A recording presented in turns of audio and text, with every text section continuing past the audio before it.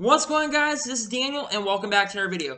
I'm at a new location. I am currently in my garage filming videos for now. I think this is where I'm normally going to start filming until all this stuff is gone. But anyhow, let's just jump straight into the race review. So to start off, because this is a race review from the Pro Invitational Series, 2020 O'Reilly Auto Parts 125, the second race of the Pro Invitational Series. Let's just jump straight into it. So, we'll talk first about the transfer driver, the guys who transferred into the race. So, the four drivers who transferred was Alex Abay, who won the event, Anthony Alfredo, Ty Majeski, and Ruben Garcia Jr., a driver who's been kind of underrated, got in this event. So, congrats to those four guys and getting into the race. So, let's start off. William Byron won the pole for the event. So, first crash comes out about 12 laps in the event. The drivers involved, some of the guys involved were Ryan Blaney, Kyle Busch, Kurt Busch, Chris Buescher, Eric Jones. I think Chase Elliott was also involved. Those were some of the guys that were involved in the wreck. Then later in the race, Anthony Alfredo had a major accident. I believe this would bring out a caution. He hit the wall really, really hard, and he bring out the caution, the second caution of this event. Then later in the race, Dale Earnhardt Jr. hit the outside wall pretty hard, but he was able to save it and continue. And he had pretty consistent speed, and we'll talk about him a little bit later too. During green flag pit stops late in the race, multiple drivers slid through their pit boxes. Alex Abay went down there. John Nemechek got loose. A bunch of other guys. William Byron, I think, got sideways at one point. He had an issue early in the race. We'll talk about him a little bit later as well. But William Byron slid through his pit box, but he was able to continue on. Those guys were still able to continue on and have pretty solid days. And then the race would completely change with about 16 laps to go. When Daniel Suarez ended up wrecking, I believe it was going into turn 1, if I'm not mistaken. He wrecked, turn 1 or turn 2, I can't remember exactly. But he ended up wrecking, getting into the outside wall, and he would basically, we'll talk about him a little bit as well. I know I keep saying it, but Daniel Suarez ended up wrecking. Then with 10 laps to go on the ensuing restart, because everyone decided to come down the road to get an advantage, Clint Bowyer and Greg Biffle ended up wrecking. Multiple drivers ended up getting involved, including Ty Majeski and Ty Dillon. And meanwhile, Daniel Suarez tried to pull his impersonation of trying to wreck Ty Dillon and pulled probably worse than what Danica did when she tried to wreck Landon Castle, who was in this event, by the way. Landon Castle was. Daniel Suarez would get parked by NASCAR for intentionally trying to wreck Ty Dillon. So, yeah, Daniel Suarez, I don't know what you're doing, man, but you pretty much screwed yourself out of a chance to compete for this. I'm not sure, he may not be able to come back and run the next event. Who really knows? But Daniel Suarez would not finish the race. He would end up going out of the race. With 4 laps to go and the ensuing restart, with 4 laps to go, Timmy Hill does one of the things that I'm kind of surprised. I don't think I've ever seen a text mode this way. He does the bump and run on William Byron. He gets in the back of it and pushes him up the racetrack at 4 to go, and he takes the race lead. Timmy takes the race lead with 4 to go, and he's able to pull off. And then all craziness takes place coming to 3 laps to go.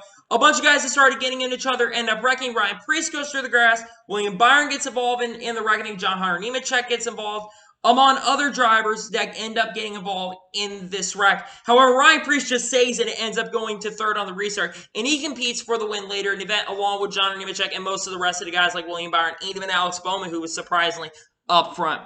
Now we'll talk about the finish. So it comes down basically between Timmy Hill, Garrett Smithley, and Ryan Preece for the win. Garrett Smithley gets passed by Ryan Preece, but Timmy Hill is able to hold off a hard-charging Ryan Preece, and Timmy Hill, one of the best drivers in iRacing history, is able to win here at Texas Motor Speedway. Man, let me just say for the record, this was honestly a better overall race. It was not as chaotic as the first one, but this race was really, really good. Now we'll get into and talk about the race results. So, Timmy Hill ends up winning. Ryan Preece finishes 2nd. Garrett Smithley gets a pretty good, solid 3rd place finish. Landon Castle, top 5 run. Good run for Landon Castle. 5th place, Alex Bowman.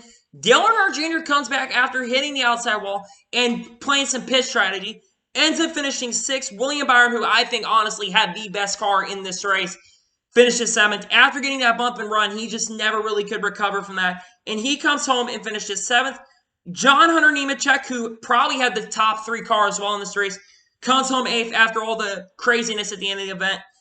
Kyle Larson finishes 9th. He was at one point in the top 5, just not really a contender throughout the day, but a 9th place run. I think he got a top 10 last race too. No, he ended up wrecking. He finished 33rd. Top 10 run, saw a run for Kyle Larson. And then Kurt Busch finished at 7th. Kurt Busch was not really non-factor all day. Comes home in 10th place.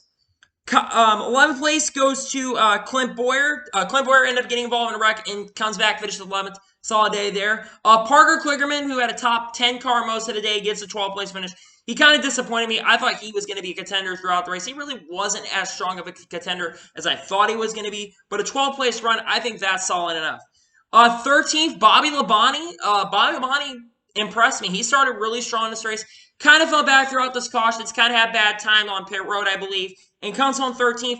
Not bad. Top 20 runs for both races for Bobby Labonte.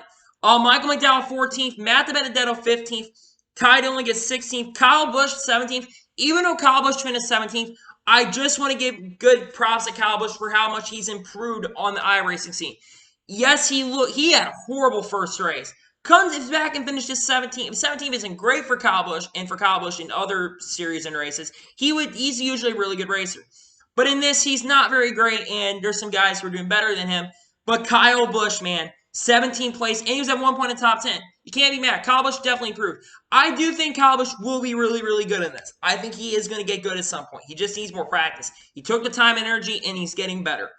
18th place, Chris Buescher. 19th, Jimmy Johnson.